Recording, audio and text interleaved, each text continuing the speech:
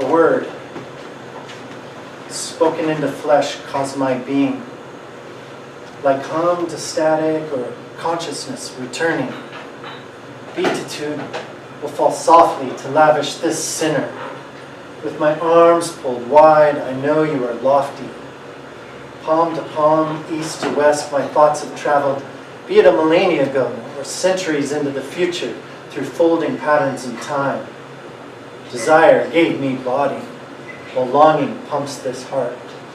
A nail to keep my hands from reaching, thorns to keep my eyes from seeing, back before this life, to a time where you put finger to lips and whispered, shh. You only have to remember that you are precious, and we are all born from love. But that far back I can no longer see. This earth and wood, limited by lifetimes, are nailed to my feet, leaving questions so simple, possible to perceive. So I gaze out from this cross, see the sun illuminating clouds, highlighting colors, blues, sepias, and whites. In my vision, I see storms, auras of molecules that compose space and define shape. Some moving, some pulsing, some breathing through infinite space, where my corpuscles are stars whose light warms planets, and my thoughts produce people who enter the world through mothers. And those who can stand while lying down are those who will travel in time. And those who can travel while sick will travel back lifetimes. Can my sweat create an ocean or just salt like the sea? Will my blood carry hadrons, each cell its own galaxy where emotions create life, some fantastic light and some cancers? My thoughts like electric pulses spilling out and spiraling down into a slow winding helix, leaving my internal eye to swirl in a space where lifetimes are spent crossing a 2-second divide, where I will transfigure and every particle will shine like passengers to polar caps 1 trillion light years away in a millisecond of a history so ancient it was forgotten, only to be remembered before it takes place on some distant bank, the same shore, in some other vicinity, where my anguish releases storms and my hour true meaning. For those who would destroy it, loved with equal measure to those who would build it. For each time I strike in anger, my fist hits the prison wall. And each time I expound laughter, I share in the life of a beloved child. If I can find it in myself to forgive, then the universe will know joy. Then I will understand peace. My light will never expire, but transform beyond this final breath, to the very last ripple at the center of time and the experience I have chosen. And therein lies the traveler. For we are all different. By giving me life, you have forced me to make mountains. To my Father's hopes, His expectations will create this situation in me. As I am made in His image, am I God like He? If I leave this trial, will everything I've created cease? Is this how a small creature becomes king? And this I will do, because you asked me.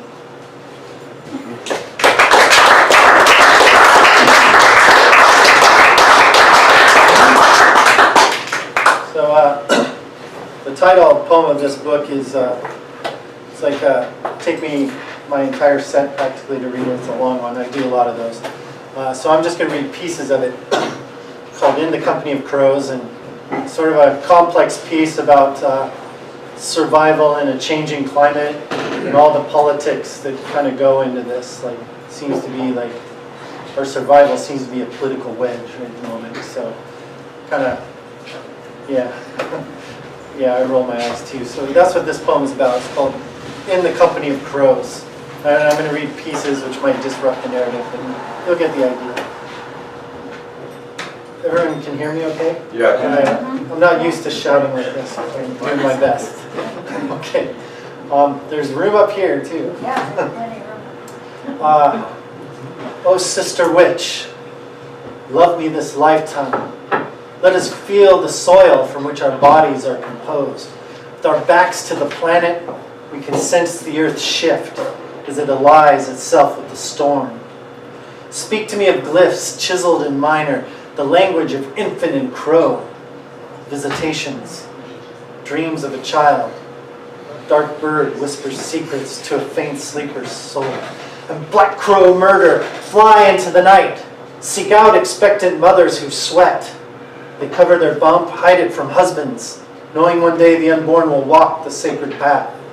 O lone crow, perch upon roof, speak to the child within, for there will come a day when wise men travel, and your dead language will be spoken again. O Severus, I've seen a sign in the augury of birds, ex vivus in flight.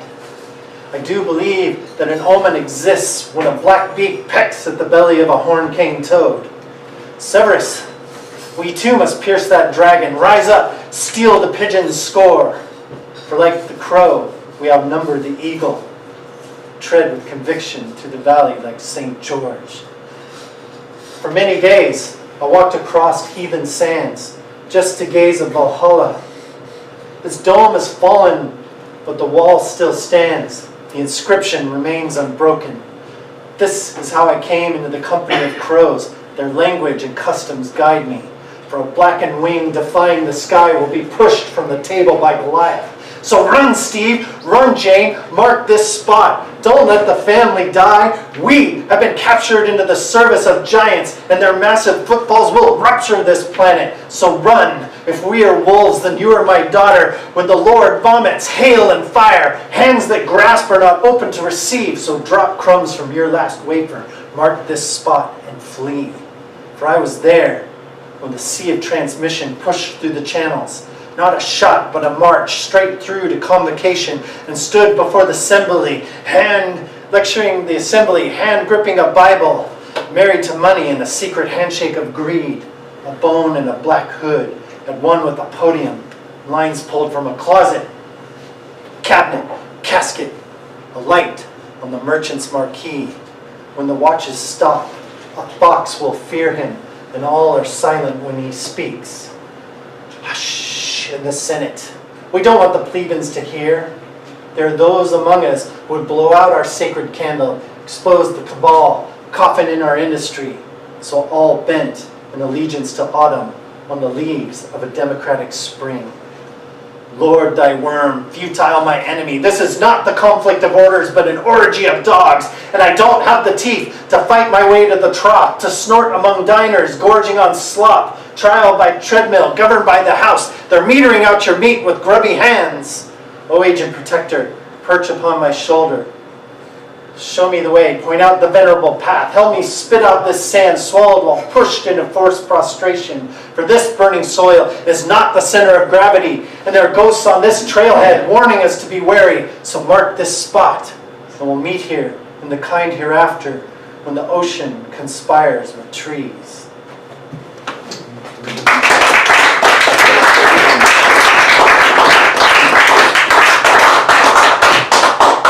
So I'm going to go back to this book, this next poem, I had this friend who studied healing arts in India under this guru, and he taught her how to grow this special sacred mushroom that they used in this concoction called soma. And so she gave me a bunch for my birthday, and she was like, whatever you do, only eat half. I'm giving you 2 doses. Only eat half. And she should have said that because I ate the whole thing. And in the morning I found this poem scribbled out under paper that I drooled over. And it's called Chaldeans. We are the spore stars, watching the planets, charting the horizon, finding patterns in all things. We are the Chaldeans, underwriters of the heavenly war, debating on the number string, mapping out the luminous orbs. The soma constitutes the greater part of our geometry. We anoint with semen as the spermatozoa swims in an array, fanning out like tendrils, veins in the Gothic arch. We are the apostles of the eternal glory, laying on our backs in bliss, accepting the throb and thrust within the plasmatic ocean of the never-ending womb. For the void is pleasant, and love is the best thing in any world. And we are eternity in insemination, holding all the answers. We are the Brahmins, princes of the cosmic waste, that primordial gland that issues chaos throughout creation while expanding the universe through pulse and penetration. Oh, great potential, showing us glimpses of your splendor. We are the righteous tribesmen seeking out the menstrual cycle of the lunar houses. For creation is our highest act, as we reap from the broken veil, in that place where there is no time. We are the harvesters of wisdom, marked by apostolic succession, phosphorescent Christian halos and Phrygian caps, the Aryan council in the darkened night where neon mandalas glow in the fray.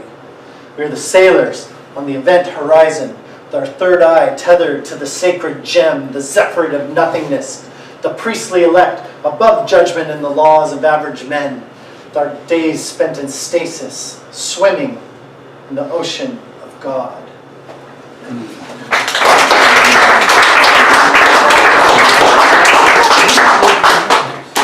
So I'm going to finish up with an early poem from my first book, Pressure to Sing, which is out of print, but there's talk of a second edition coming up.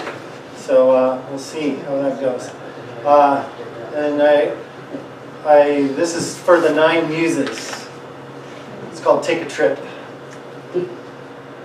Take a trip on a positive notion, a stroll down a highway of 9. Ring a bell on a ship in the Arctic, stay awake for days at a time. For days we didn't see the sunshine and still the polar winds blew.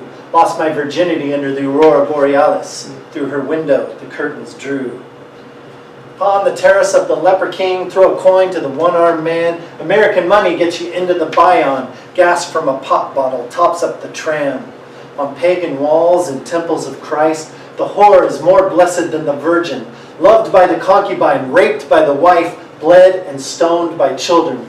Take a trip on a positive notion, a stroll down a highway of 9. Live life with reaching vision, 6 years ahead of your time. Seen sentience in utero, look, there on the sonogram, the will to survive. Took a walk on a salmon run, Russian church, Aleutian sky. Branded a coffer who knelt in a mosque, a goy who wore a yarmulke and shul. Lived to see my words in print the day they kicked me out of school.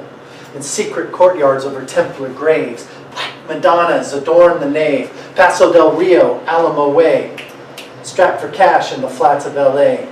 Take a trip on a positive notion, a stroll down a highway of 9. Embark on the endless journey, rushing past the speed limit sign. Touched the flesh of nations, traveled first class, climbed a war-torn pyramid, brought a baby on my back. Trespassed on top secret soil, felt that the land should be free. Eggnog and stout in the huts of Jamaica.